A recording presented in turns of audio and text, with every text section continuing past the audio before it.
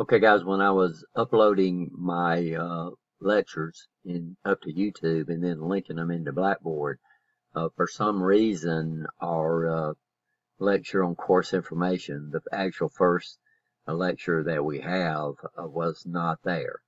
So what I'm going to do here is I'm doing this at home, and I'll just re-record the information that we have. So primarily what we'll do during the first lecture is we go over the course's Blackboard site, which is very, very important.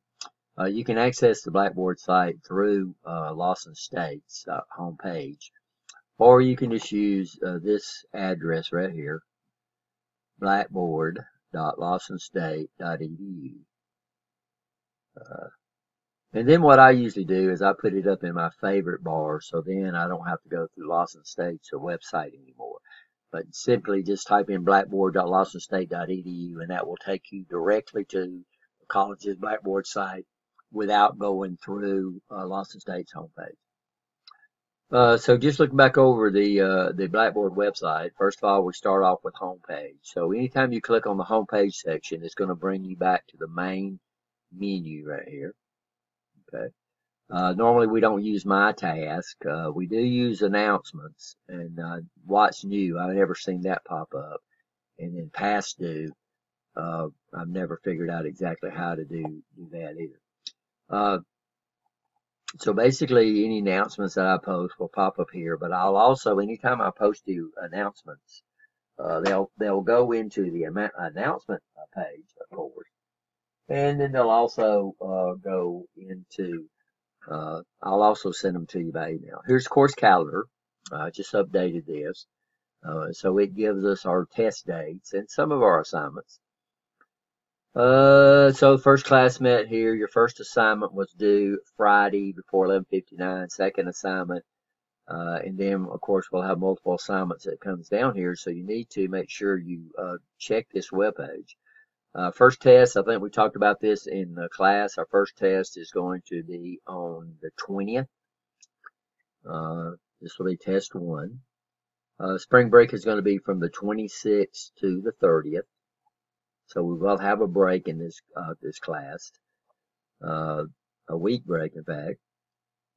And then we get into April. And so our second test is going to be on April the 10th.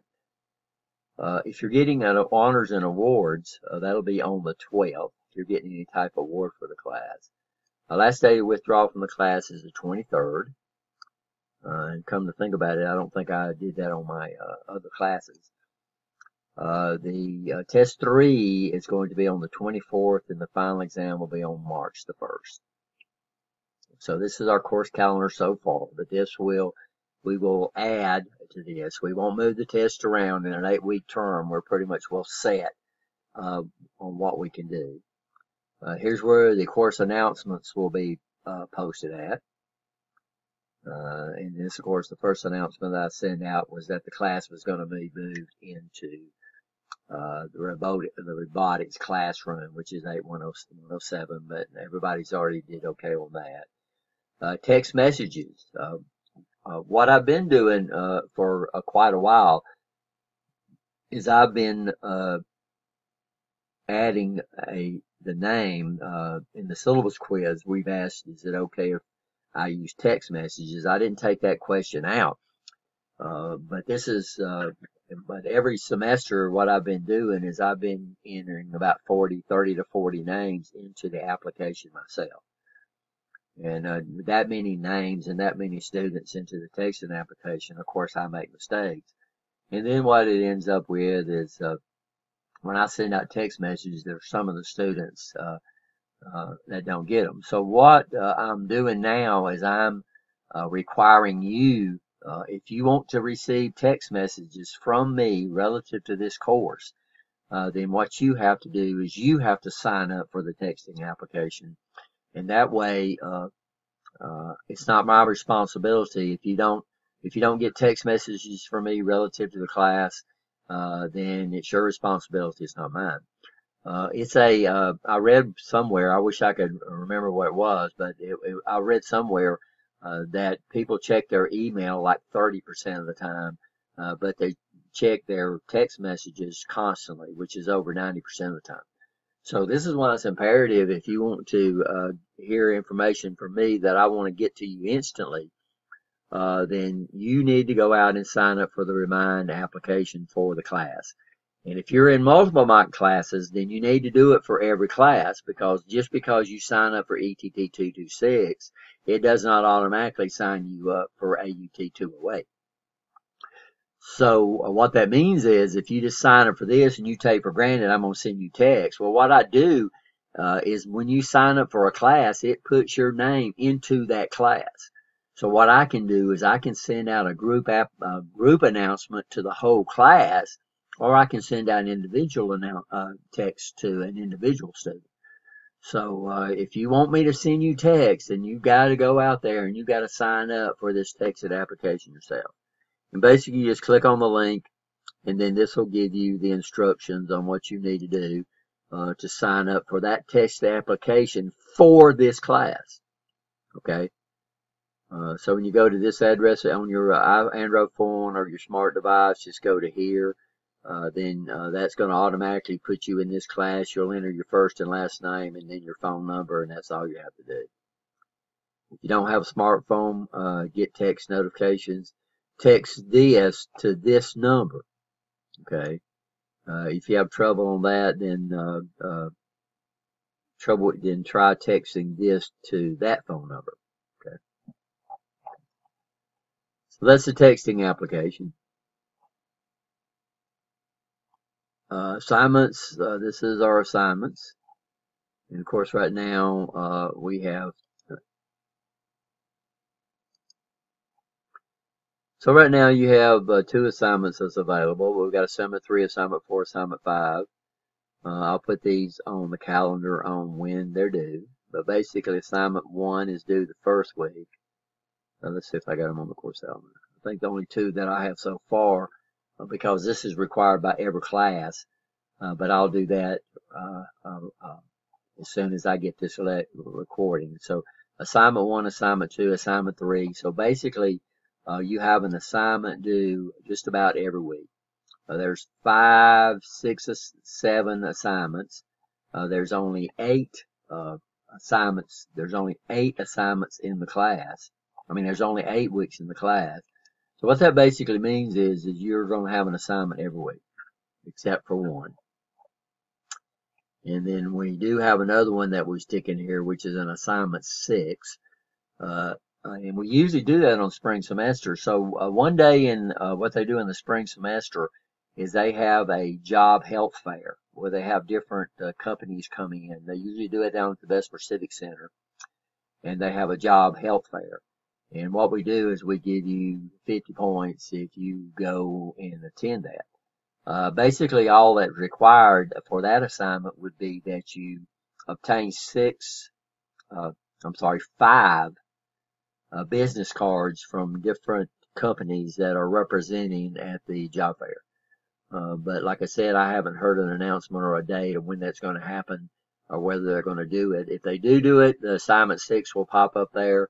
And then this assignment, what I've started doing on this assignment is this will be, instead of being assignment 7, what this will be called is it's going to be called last assignment. This is our first week of course information and quizzes. This is where you go and look at the syllabus brief and the syllabus. We went over that in class. But the syllabus brief, I gave this out in class, and this contains the basic information about the course, the prerequisites for the course, the dates that the class meets, who's your instructor, your alternate contact, the textbook, the first week quizzes, procedures for logging into Blackboard, because this course has no prerequisites. So what that means is sometimes we get students in the class that are not through with their orientation class. So we show them how to log. I give them procedure for logging into Blackboard, and also how to access their student email account, because both of those are required for the course. Then what we have is next we have the actual course syllabus itself. And what we do is we don't put the information that's on the brief. So the brief is part of the syllabus. Normally we don't put this on the syllabus, but for some reason it's still in here, which is okay. The course description, the prerequisite for the course, the textbook that's required. I don't know why this ISBN number is still in there, but there's really no textbook required for the course, and why this is stopped out, I'll make that correction and upload the new version. Blackboard, this tells you that you're going to have to use Blackboard. Failure to use Blackboard would severely damage your ability to pass the class. College email, we use that. This is the course outline of the information that we're going to be covering. Basically, we split the course into 2 sections. The first 4 weeks will be looking at copper, and all our labs will be relative to copper. The second week we'll go into fiber optic cable, and all our labs in that section will be fiber optic cable. This is the breakup of the labs. So labs count 35% of your grade. Syllabus, doing your syllabus quizzes and safety evacuation quiz and getting them in on time is 2%. Tests are 25%, assignments are 13%, labs are 35%, required supplies are 5%, and the final exam is 20%. This talks about what's due the first week. So we know we have a lot of things that are due the first week. And this tells you exactly what that is. Tests, what we do is this little statement right here that says we don't give makeups during this class. It's only an 8-week term. We don't have time to do makeups. Basically, the way my tests run is that we'll take the test at the end of the class, toward the end of the class when the test is due. Normally what we try to do is be in lab before the test so we don't cover any new information before you take a test. Then test 3 though, so we can go over test 3. Test 3 will be given at the beginning of class. So that would be the test that's given at the beginning of class. What we do is we'll take the test, and then the next class we'll go over the test. And if you haven't taken the test, if I have students in the class that haven't taken the test, then that means I cannot go over the test the next class. And now all of a sudden we've bumped our test, so we have a test every 4 classes, and that would really put us in a crunch about when the classes are due. So we don't move our test. We're only on a 4-week test, so basically what we do is we give the first test on the 5th class, because the first class is usually involved very, very few lectures, very little lecture. But we go, the first hour and a half, we go over this information right here. So we have our first test, the 5th class, and then after that, it's every 4 classes we will have a test. And there's only 15 classes available in here. That's including the day that we give the final exam, so you can do the math. So we cannot move the test around. But we do understand that situations happen, and you might need to miss a test. Well, what we do to compensate for this is at the end of the term, not the start of the term, at the end of the term, Blackboard would automatically drop your lowest test score. So that means what happens if you're not here, then you'll get a 0 on that test. Then Blackboard will drop that test score at the end of the term. But if you're here, then you make bad on a test, then that would be the ones that drop. Assignments consist of assignment, chapter quizzes, topics. We'll look at that. Worksheets, topic quizzes, and homework are due within 7 days after we finish that lecture in class. Labs are due the next class after I sign the lab off. Final exam, no one is exempt from the final exam, because this is just basically a review. So for some impression, and for some reason, some of the instructors at the college, if you have like a 90% average on your other tests, they let you skip the final exam. We do not do that in any of our programs, because what we want to do is we want to make sure you have a really good review before you go on to the next class. So basically what we do is the final exam, there's no new questions on the final exam, and the final exam is literally made from questions from the other tests. So the other 3 tests that we have during the term. So what we do every time we have a test, we go over to the next class, then I'll make that available in the previous test section on Blackboard. Those previous tests, you can go out there and take them as many times as you want. They do not go towards your grade point average. They do not go towards your grade point average. And what you're doing is you're trying to restudy that material. So on test one, what we do is questions from test one will be moved to test two. And it always surprises me, and I can go back and look at and see who takes these previous tests. And those are the students that constantly miss the same questions that's on test two that were on test one. Then I go back and look at the previous tests, and they did not go back and restudy test one. And the problem we have with humans, or what we do, is once we learn something one way, we literally have to unlearn it to learn it new. So that's why we make sure we go back and post those previous tests. This is a Lawson State policy where to pass any class, you got to make at least a C. Recorded lectures, I record these lectures, and what I'm doing now, I'm re-recording this lecture. For some reason, I did not see it in my list, and it wasn't uploaded to YouTube. But these are recorded, and sometimes we have problems, just like today. Luckily, I can go back and re-record this one because we do. This one is a pretty basic lecture. The other ones are extremely hard to re-record. But if you want to go back and look at that, what I do is I upload my lectures to YouTube, and you can go to YouTube and just look for Rich Raymond and then follow me on YouTube. And what you'll have available is the lectures that were given the last time I taught the course. So the course pretty much is in sync every time we do this. Absences, like we said, we give no makeup work. You're responsible for the lectures. So if you miss a class, you're responsible to go and see what we did in class. Unfortunately, the way my lectures work and the teaching load that I have, the only time I have to upload the lectures to YouTube is usually I try to do it on Friday unless I have some type of meeting that I've got to do and I've got to go carry my computer with me, which usually happens, or Saturday. So I upload the lectures either on Friday or Saturday. I try to, but there's really no guarantee. So what I'm saying is don't base everything on these recorded lectures.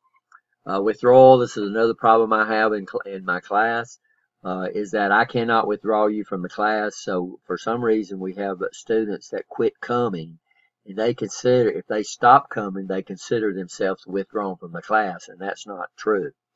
So if you just stop coming and you don't officially withdraw from the class, then I grade you like you were sitting in my classroom and just failed everything. So what that means, if you don't take a test, you get a 0. If you don't do an assignment, you get a 0. If you don't turn labs in, you get a 0. And of course, at the end of the semester, you get a grade of an F. So to officially withdraw from the class, you need to complete the e-withdrawal process that's up on Lawson State's website, and this gives you a pretty good indication of how you can get to that.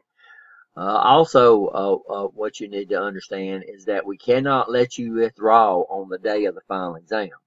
So we have what we call the last day to withdraw, which in this semester is April the 23rd.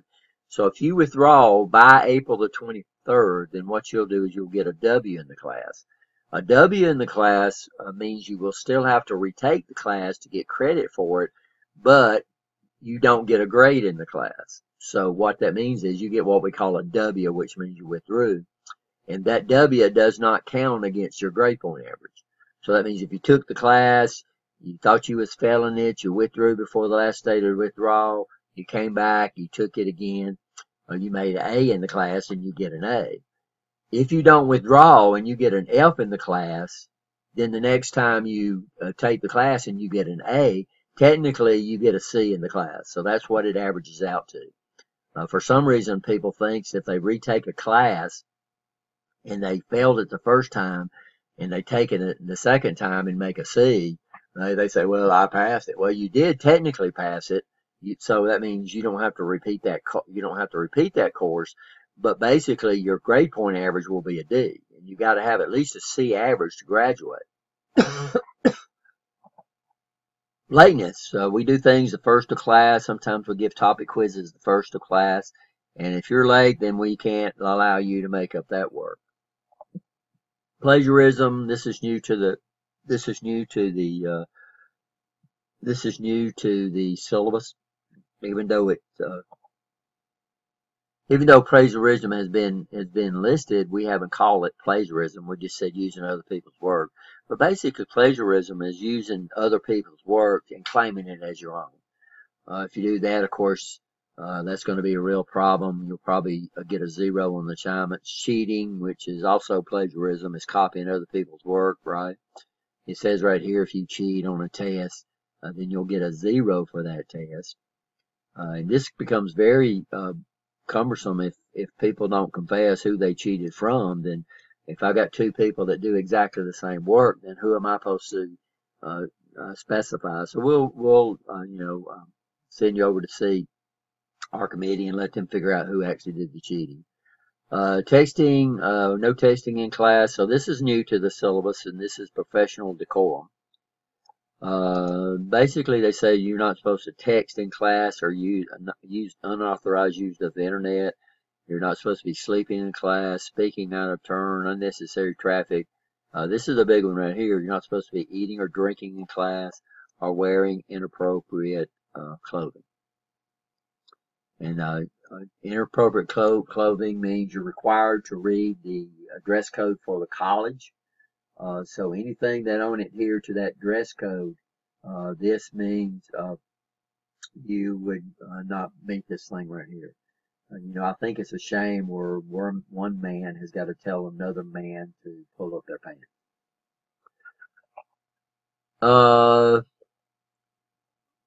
Also in lab, our dress code, since this is a laboratory environment, and we're going to be doing labs, in electrical work, you never see anybody wearing shorts and open-toe shoes.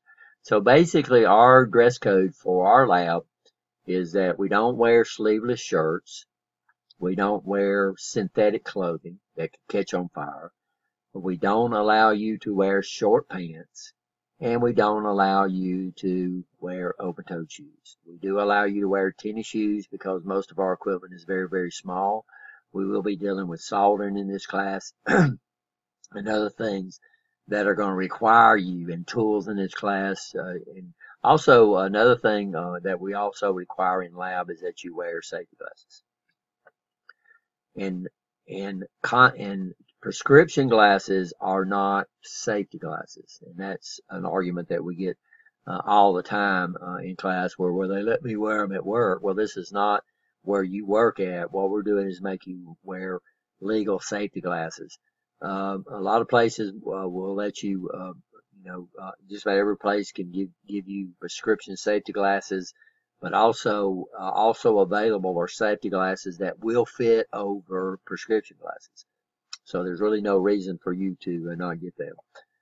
Course concerns, another problem that we had, and this procedure has been around for a long time, but the problem is that the students did not really know about the procedure for a course if you had concerns about the course. Our ultimate goal, of course, is to teach you something that you can carry out into the workplace. So if you think you're not getting what the course syllabus says you're supposed to get, so you get a course syllabus, and inside that it's got a list of things that are supposed to be taught in that class, and it's supposed to be in there. So number one, if you're in one of the MET classes, and when you look at that course and it does not have a list of what you're supposed to learn in that class, then first thing you need to do is bring that to the instructor's attention.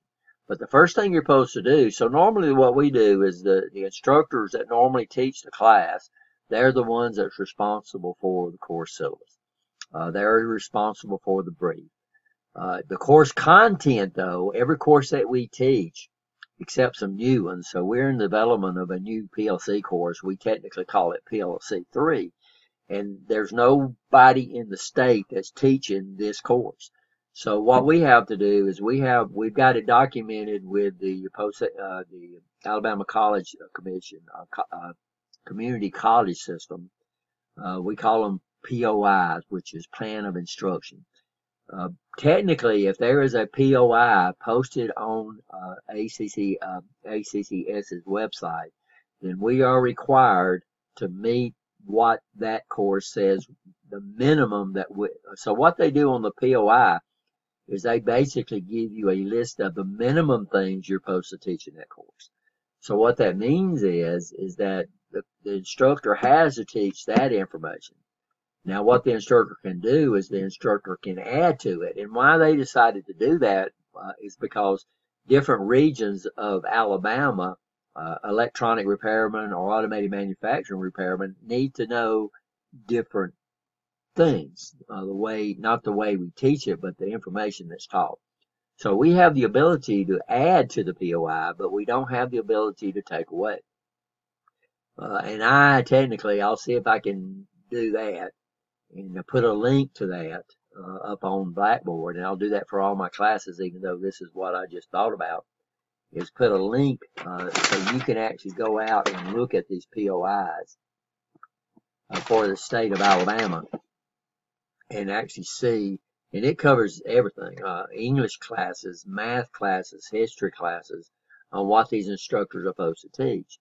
Technically, what they wanted to do this for was to make every course that you take at Lawson transferable to Shelton.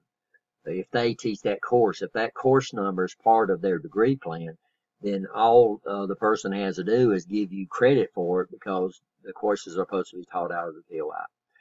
The second thing you're supposed to do is you're supposed to contact the department chair. And another thing that I notice I need to do in the syllabus is add the contact information. And this was for the department chair. This is what they actually sent us that told us this is what you put in your syllabus. But the problem is that we have students that don't even know who the department chair is. Our department chair is Miss Nancy Wilson. She's located in the MillSouth building. That's where her office is, but she's got several assignments. Not only is she the department chair, but also she's the assistant dean of career tech. So she's basically over career tech on the Bessemer campus. So she's a pretty busy lady. So the best way to contact Miss Wilson is, and make an appointment to see her in her office, is to send her email. Her email is nwilson, NWILSON, at lawsonstate.edu. Lawson State is one word, so it's just like my email address, except N. Wilson would go in the front. Then you can request an appointment. Her office number is area code 205-929-3451. You can call there and leave her a message. But the most sure way to get in contact with her is to send her email. So what if it's not resolved by the instructor, and the instructor is not doing what the course syllabus says they're supposed to be doing, then what you'll do is you'll contact Miss Nancy Wilson and then make an appointment with her, and you'll go and see if she can resolve the matter. If she can resolve the matter, and also here, this tells you how to find her, in fact, so this is neat. I didn't notice that before. But I gave you that information out. And like I said, I can actually put that here in the syllabus. Third, if the department chair does not resolve the matter to your satisfaction, then the next step is not to go to the president's office, not to go to the vice president's office. Your next step is to submit a form. It's called a formal complaint form, which is accessed through the college's website, either through Student Portal or Quick Links at the college's website. So when you go to www.lawsonstate.edu, we'll see if it's up here somewhere.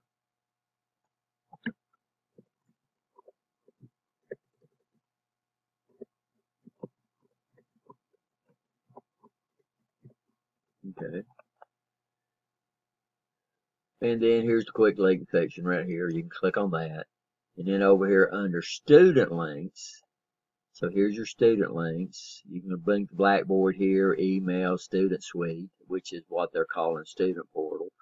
Tutoring, honors college, direct, student catalog, description, code of conduct, and then we probably have more links. And then over here should be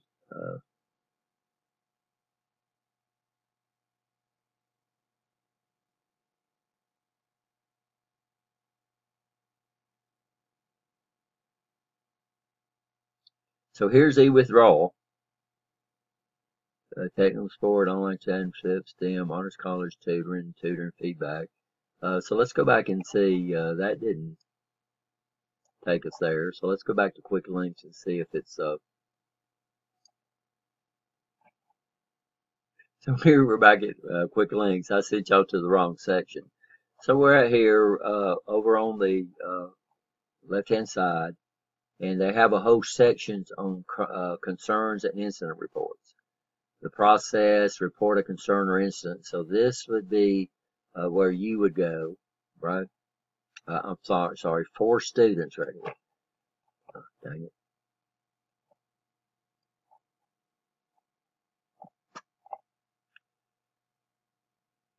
So right here it says for students, report a concern or an incident. So this is where you would go and actually do the reporting. And then, of course, what that will do is that's once you submit that, that goes up to the higher ups at the college, and then they decide the procedure they should follow with there. Who you should talk to from then. You know, if you need to talk to a committee or anything like that, then they will set that up for you.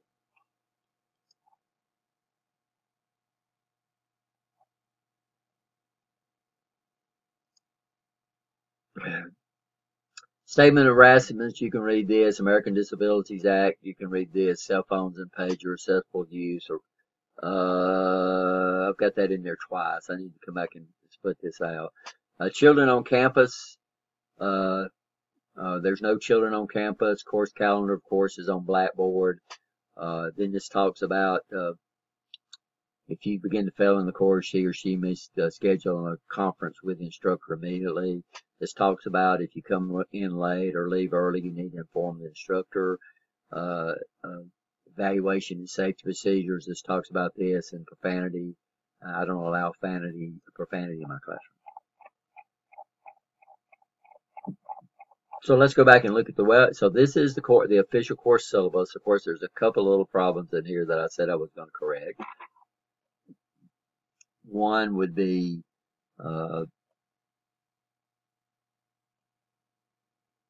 about adding the departmental heads and instructors, and then of course what I just noticed is that the statement of harassment is in your class.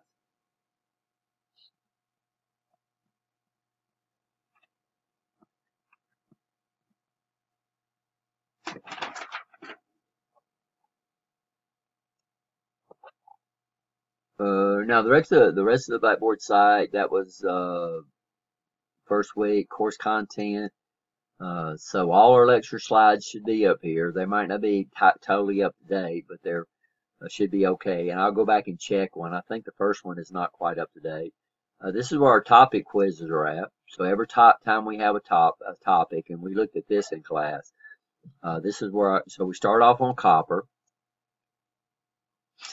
2 electricities, we have 2 basic electricities, and then chapter 1. I don't know how soldering got up that far, but I'll go and recorrect that. So that's what we've gone through so far.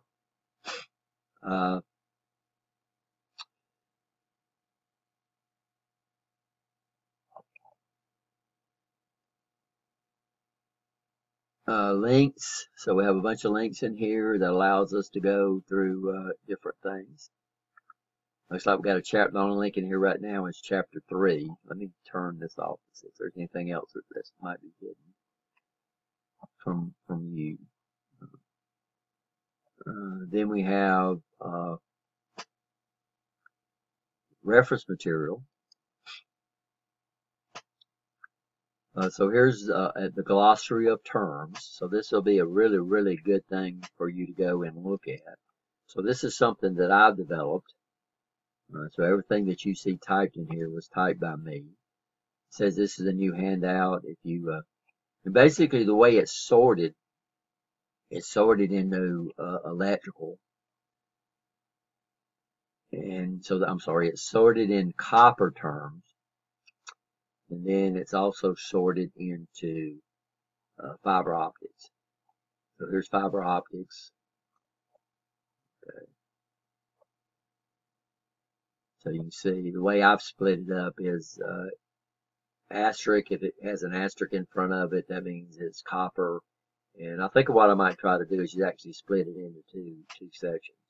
And then everything below that, this is all the terms that we'll talk about in fiber optics. American wire gauge, we've already looked at. Electrical conductors, computing circular mills, we'll talk about that. Ampacity table, NEC, we've already looked at that. Cable codes, as we go along, we'll talk about this. This deals with the type of insulation or the type of cable that you have. NEC abbreviations, allowable voltage drops, the color code for the Ethernet, and then the ultra-class. So that's just reference material that you can use, that you will be using as study guides, because like we said, we don't have a textbook in this, so we do a lot of reference materials.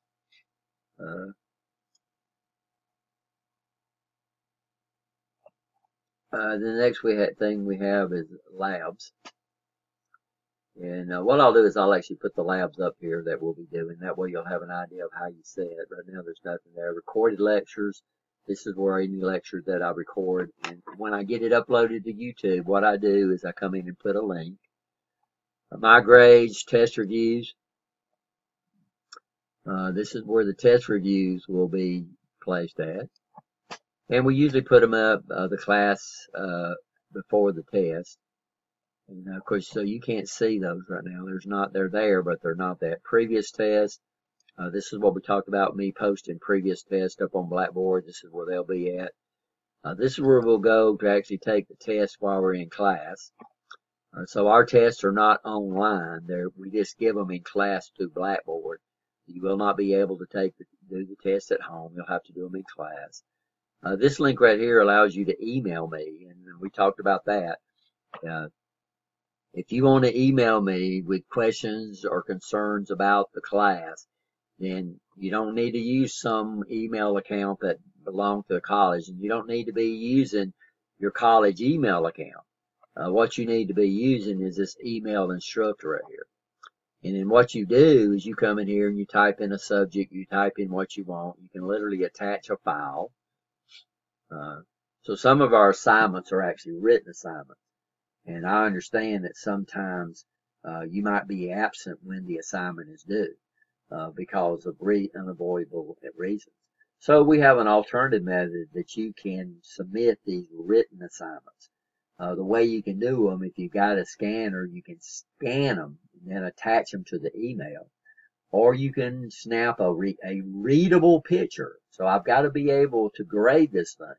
So I've got to be able to see that and look and see the assignment and make sure that you've done it, and I can grade it, and then you can attach that picture to the email. So that's two alternative methods that you can submit an assignment if you are not here on the day that they are due. But this is where you will send me email relative to the class. Now, why I require you to do this is I get a lot of email. So what I've done is I've set up a sorting on my email account. So every class has a folder. So when you send me an email relative to this class, then it automatically goes into that folder, and I don't have to figure out all the emails that I get. Did you send me an email? Automatically it pops up in your folder. And then all the emails relative to this class will be in that folder. And this is one of the reasons that we have assignment 2. So assignment 2 requires you to send email using this link. And this is where I verify that when you send me an email from this link, it will go into the folder of this class. So what will happen is when you do assignment 2, you send me that email, and before the next class, I will reply saying I received your email. If you don't get an email by the next class, then what you need to do, you need to come up here and say, Rich, I sent you email and it didn't come to you. And then what I'll do is I'll using this link right here, and then we'll try to figure out that too. So we have some students that their email account don't work, and they don't. It'll work from here because this is a little different. It just puts your name on there, and it comes to my email. But if you don't get a reply from me, then what that usually means is your Lawson State email account has either been disabled for some reason or it's just invalid. They have not went and entered that email into the email for the college. If you need to email another student in your class, we don't give out their email addresses unless they give it to you. That's between you and the other student. But right here, you have the ability to email anybody in the class. All you have to do is just select them, push over here, and then we can come over here, type in a subject, and then you go ahead and send this right here. I don't know why it says it's from me, but it's no big deal. And this gives you help on the Blackboard website. This is not help on the class. This is help on using the Blackboard website. So that's an overview of the course, which is basically the Blackboard side. Like I said, I have a few things that I'm looking at doing to help it, and this is the actual upload the labs. So what you can do is I don't expect you. So what I do is I give you a lab outing class. We have a copy budget.